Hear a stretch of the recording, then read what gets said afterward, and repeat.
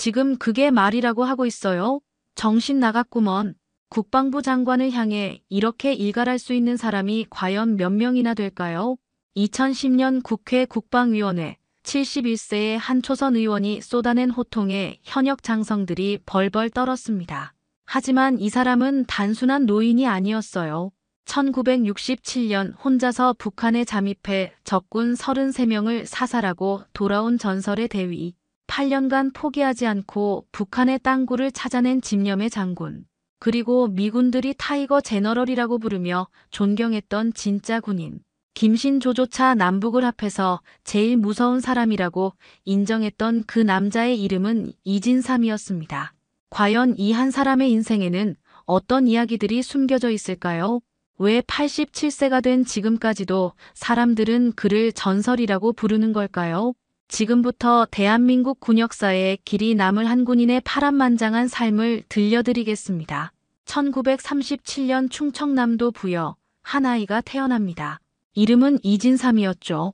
아버지는 광산 소장을 하시는 분이었고 집안은 그럭저럭 넉넉한 편이었습니다. 어린 이진삼은 친구들과 공을 차며 뛰어다니는 것을 좋아했어요. 그때만 해도 축구 선수가 꿈이었습니다. 하지만 1950년 이진삼이 중학교 2학년이던 해에 모든 것이 바뀝니다. 6월 25일 북한이 남침을 시작한 거죠. 13살 소년의 눈에 비친 전쟁은 참혹했습니다. 집 근처로 피난민들이 몰려들었고 총소리와 폭격소리가 밤낮을 가리지 않았어요. 이진삼은 두 눈으로 목격했습니다. 집을 잃고 가족을 잃은 사람들의 모습을 말이죠. 어머니가 아이를 안고 울부짖는 소리, 아버지를 찾아 헤매는 아이들의 모습. 그 순간 소년의 마음속에 하나의 결심이 자리 잡았습니다. 나는 군인이 되겠다. 이 나라를 지키는 군인이 되겠어. 전쟁이 끝난 후 이진삼은 대전고등학교에 진학했습니다. 하지만 집안 사정으로 인해 부여고등학교로 전학을 가게 되죠. 그런데 이때부터 이진삼의 또 다른 면모가 드러나기 시작했어요. 부여고등학교에 전학 온 첫날부터 소문이 퍼졌습니다. 새로운 전학생이 장난이 아니라는 거였죠.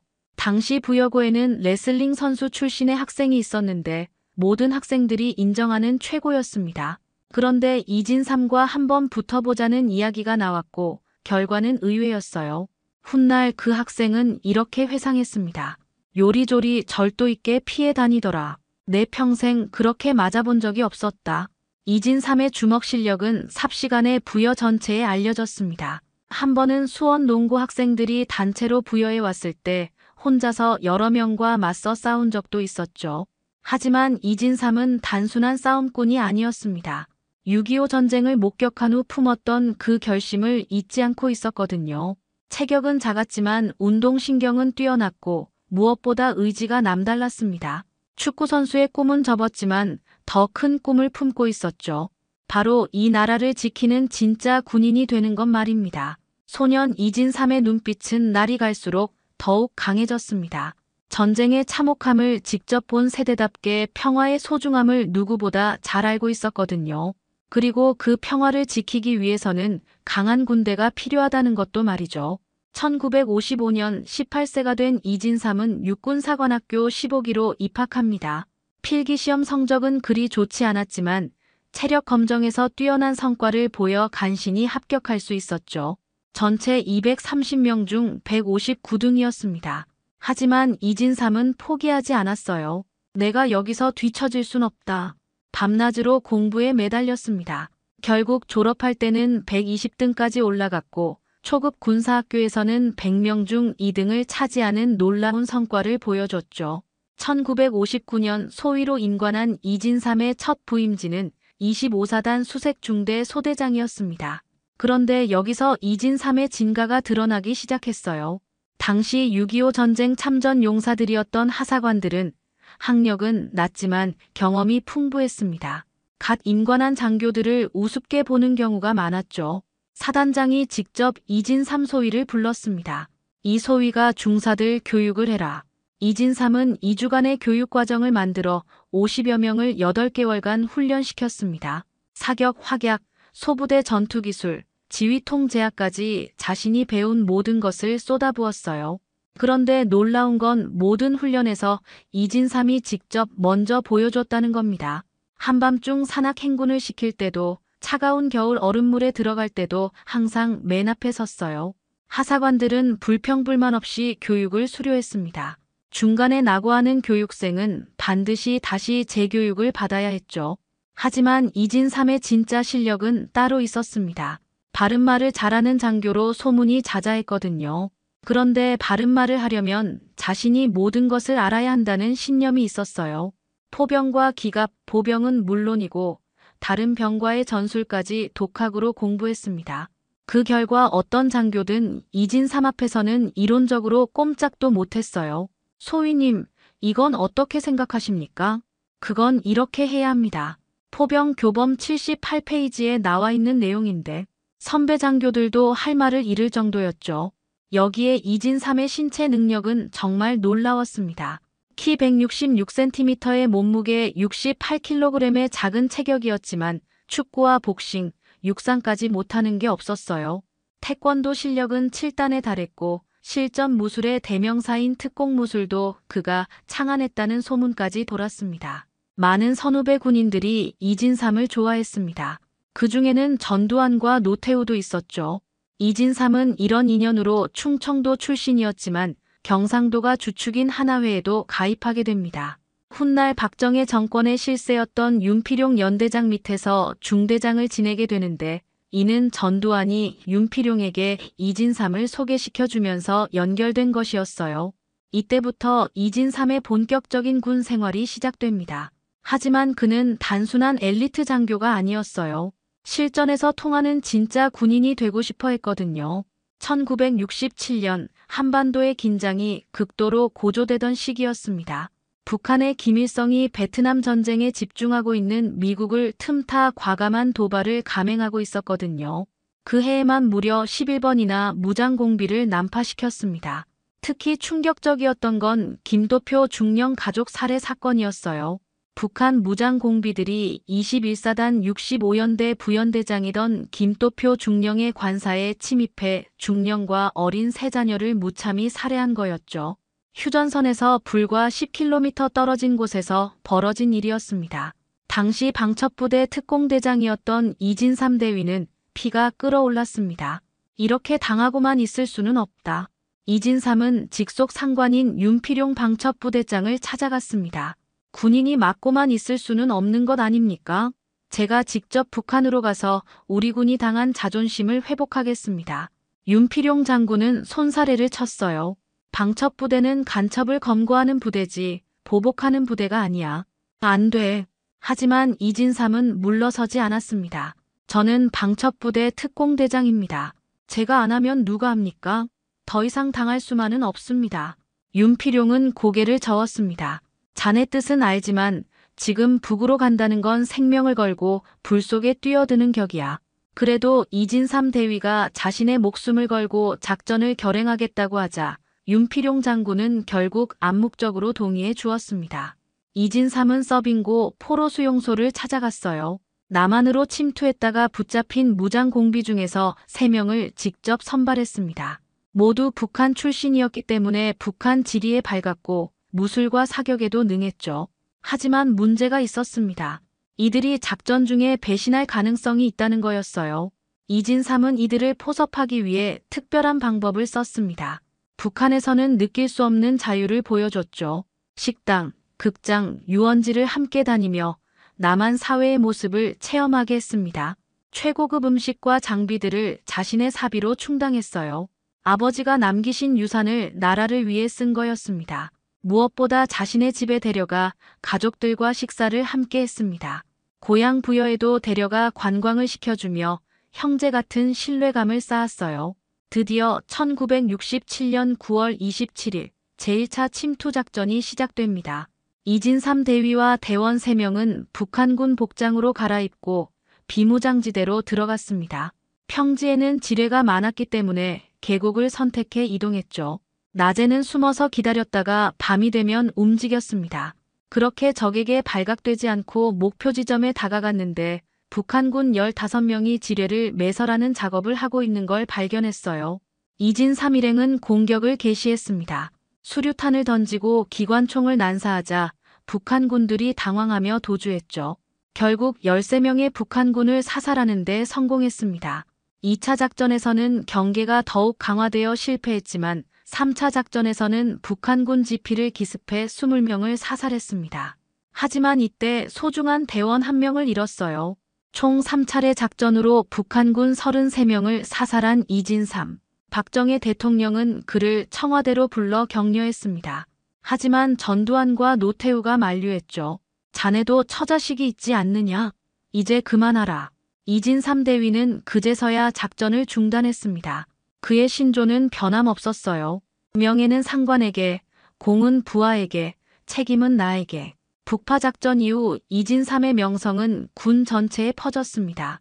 1968년 1월 21일 김신조를 포함한 북한 무장공비 31명이 청와대를 습격하려던 사건이 터졌을 때도 이진삼이 김신조를 설득해 공비 소탕 작전을 성공적으로 마무리했죠.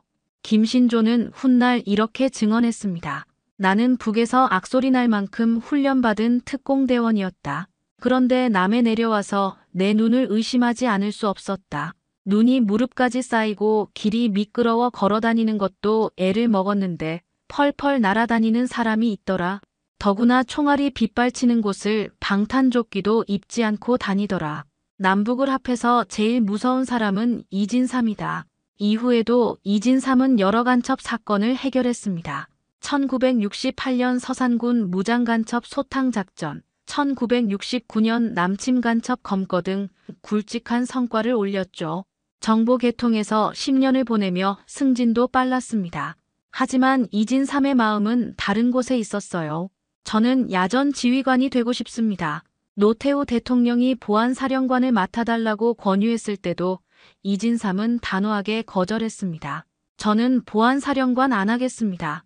제가 보안부대 8년, 정보사령관 2년, 10년간이나 정보 개통에 있었습니다. 저는 야전 지휘관 하겠습니다. 정보부서는 막강한 권력을 가진 자리였지만 한편으로는 모든 장교들이 꺼리는 자리이기도 했거든요. 진짜 군인이 되려면 야전에서 병사들과 함께해야 한다는 게 이진삼의 철학이었습니다. 결국 이진삼은 대장으로 승진하며 1군 사령관에 올랐어요. 그리고 여기서 그의 또 다른 전설이 시작됩니다. 1989년 이진삼은 오랫동안 수건이었던 땅굴 발견에 성공합니다. 제4땅굴이었죠. 비무장지대 안에서 발견된 이 땅굴은 제3땅굴이 발견된 지 무려 12년 만이었습니다. 더욱 놀라운 건 이전 땅굴 발견들과 달랐다는 점이에요. 1, 2, 3땅굴은 모두 미국 등 외부의 도움을 받아 발견했지만 제4땅굴은 국군의 단독 작전으로 발견한 최초의 땅굴이었습니다. 이진삼은 회고록에서 이렇게 적었어요. 나는 과거 땅굴을 찾는 데 미쳐 있어서 야전 지휘관을 하고 싶었다. 8년간 강원도 지역에서 21사단장, 3군단장, 1군 사령관으로 근무하며 끝까지 포기하지 않았던 결과였습니다. 낮에는 부대를 지휘하고 밤에는 땅굴을 찾기 위해 산을 헤맸죠. 땅굴 발견 소식을 들은 노태우 대통령은 탄성을 질렀습니다. 역시 이진삼이다. 그리고 바로 이진삼을 육군 참모총장으로 임명했어요. 1990년 마침내 이진삼은 별 중에 별인 육군 참모총장 자리에 오르게 됩니다. 사실 여기에는 노태우 대통령의 계산도 있었어요. 전두환 계파인 이종구 국방부 장관에 맞서 자신의 사람인 이진삼을 육참총장으로 올려 균형을 맞추려는 의도였죠. 하지만 이진삼에게는 그런 정치적 고려보다 더 중요한 게 있었습니다. 바로 국군의 전투력 향상이었어요. 정보맨이 아닌 진짜 전투장군으로서 군을 이끌고 싶었거든요. 드디어 이진삼의 꿈이 현실이 되는 순간이었습니다. 육군 참모총장 시절 이진삼의 별명은 참 많았습니다. 그 중에서도 가장 유명한 게 두 가지였어요. 하나는 타이거 제너럴, 또 하나는 귀털 장군이었죠. 타이거 제너럴이라는 별명은 미군 지휘관이 붙여준 것이었습니다. 이진삼이 지휘하는 부대의 훈련을 본 미군 장교가 감탄하며 말한 거였어요. 정말 호랑이 같은 장군이군요. 이진삼의 훈련 철학은 간단했습니다. 첫째도 임무, 둘째도 임무, 셋째도 임무. 그는 자신의 부대를 가혹할 정도로 훈련시켰어요. 하지만 항상 자신이 먼저 모범을 보였죠. 한겨울 새벽 5시 기상나팔이 울리면 이진삼이 가장 먼저 훈련장에 나와 있었습니다. 영하 20도의 추위 속에서도 맨 앞에서 구보를 뛰었어요. 병사들이 힘들어할 때마다 이렇게 말했죠. 내가 못하는 걸 너희에게 시키겠느냐? 따라오기만 하면 된다. 미군들도 이진삼의 부대 훈련을 보러 왔을 정도였습니다. 그들이 본 것은 단순한 훈련이 아니었어요. 완벽한 팀워크와 절대 포기하지 않는 정신력이었죠.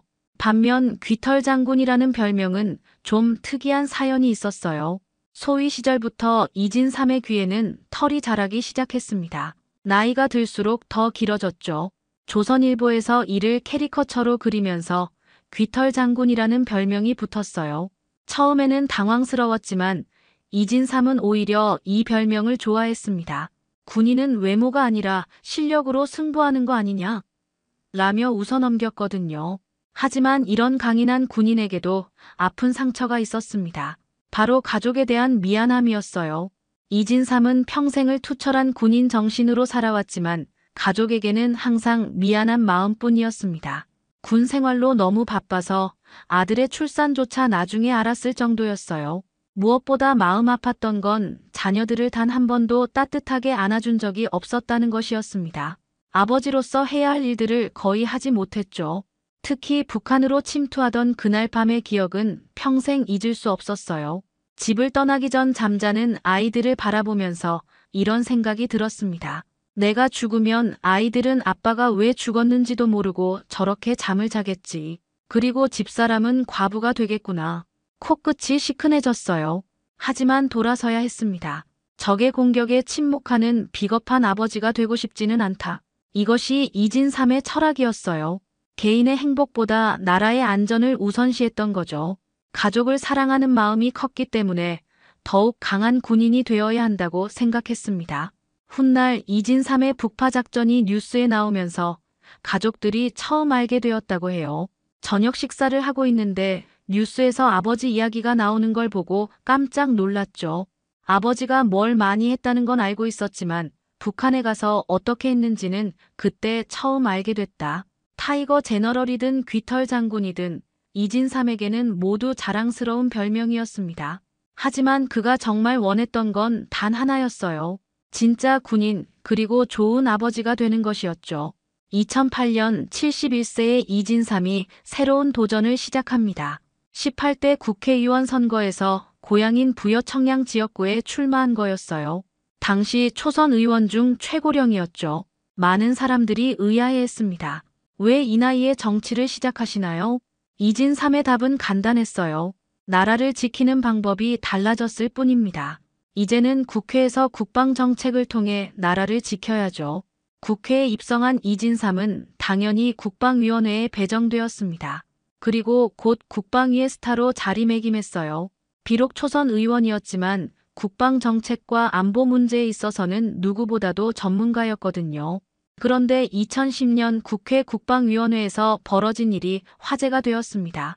이진삼 의원이 군 기강회의를 맹비난하며 현역 장성들을 호되게 질책한 거였어요. 먼저 천안함 추도식 장면을 거론했습니다. 군인들의 거수경례 자세에 절도가 없었다. 이진삼 의원은 직접 일어서서 시범을 보였어요. 팔을 쭉 뻗고 손목을 꺾어 완벽한 경례 자세를 선보였죠. 이렇게 해야 하는 거다. 그리고 이상의 합참의장에게 물었습니다. 합참의장, 부동자세가 무엇인지 아십니까? 하지만 가장 화제가 된 건 군번줄 착용 여부였어요.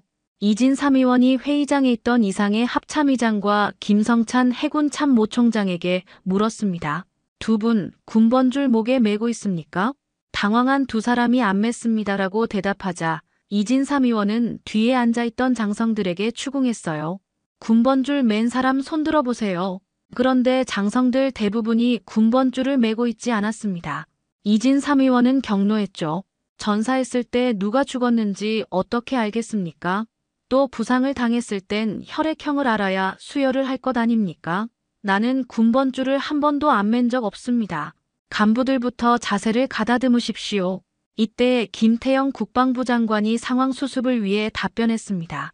군번줄은 전시에 꼭 가져가는 것이지 국회 질의답변에 오는 장성들이 착용하는 것은 아니라고 봅니다. 그러자 이진삼 의원은 더욱 분노하며 일갈했어요. 지금 그걸 말이라고 하고 있어요? 저러니까 국민이 국방부 장관 보고 뭐라고 하는 것 아닙니까? 정신 나갔구먼. 군복 입고 군번줄을 안 맨다는 말이야. 회의장은 순간 정적에 휩싸였습니다. 현역 국방부 장관을 향해 정신 나갔다고 말할 수 있는 사람이 과연 몇 명이나 될까요? 하지만 이진삼에게는 그럴 자격이 있었어요. 북한군 33명을 직접 사살하고 땅굴을 찾아내고 육군 참모총장까지 지낸 전설적인 군인이었거든요. 그는 이렇게 말했습니다. 군인의 기본도 모르면서 어떻게 나라를 지키겠습니까? 자세부터 바로 하십시오. 이 장면은 순식간에 화제가 되었어요. 어떤 사람들은 꼰대질이라고 비판했지만 많은 국민들은 박수를 보냈습니다. 저런 선배가 있어야 군대가 바로 선다. 71세의 나이에도 군인의 혼을 잃지 않은 이진삼. 그는 국회에서도 진짜 군인이었습니다.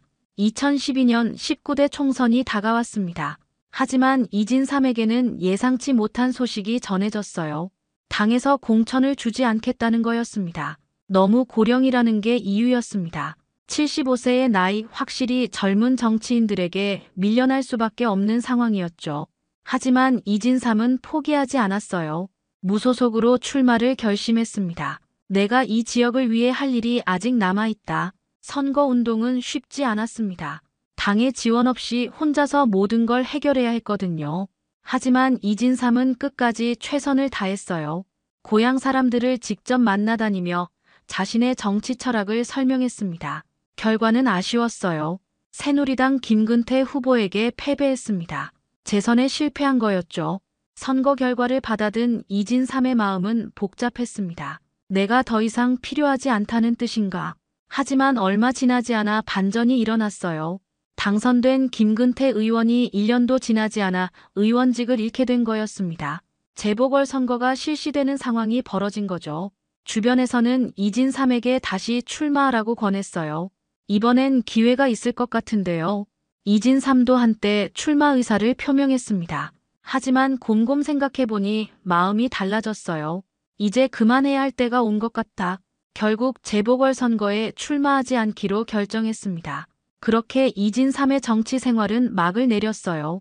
하지만 이진삼의 활동이 완전히 끝난 건 아니었습니다. 2013년 그는 충청향후회 중앙회 제13대 총재로 취임했어요. 충청향후회 총재 취임식에서 이진삼은 감동적인 취임사를 했습니다. 참으로 격동의 세월을 살아오는 동안 충청인의 긍지를 한순간도 잊지 않았습니다. 그의 목소리에는 진심이 담겨 있었어요. 충청인들은 겉으로 내색을 드러내지 않을 뿐이지 국가와 민족에 충성하는 마음만큼은 최고라고 생각합니다. 그리고 이어서 이렇게 말했죠. 저는 충청도가 대한민국의 가장 중요한 허브라고 생각합니다. 충청도의 명예는 제가 꼭 지키겠다는 것을 여러분들 앞에 약속드립니다. 이진삼에게 충청도는 단순한 고향이 아니었어요. 자신의 정체성이자 평생의 자부심이었거든요. 충남 부여에서 태어나 초중고를 충청에서 나온 이진삼은 충청인에 대한 남다른 애정을 가지고 있었습니다. 군인으로서 전국 각지를 다녀봤지만 충청도만큼 훌륭한 곳은 없다고 생각했어요. 충청향후회 총재로서 이진삼은 지역 발전과 충청인들의 화합을 위해 애썼습니다. 각종 행사를 주관하며 충청도의 우수성을 알리는 데 힘썼죠. 무엇보다 후배들에게 충청인으로서의 자부심을 심어주려 노력했어요. 우리는 조용하지만 든든한 사람들입니다.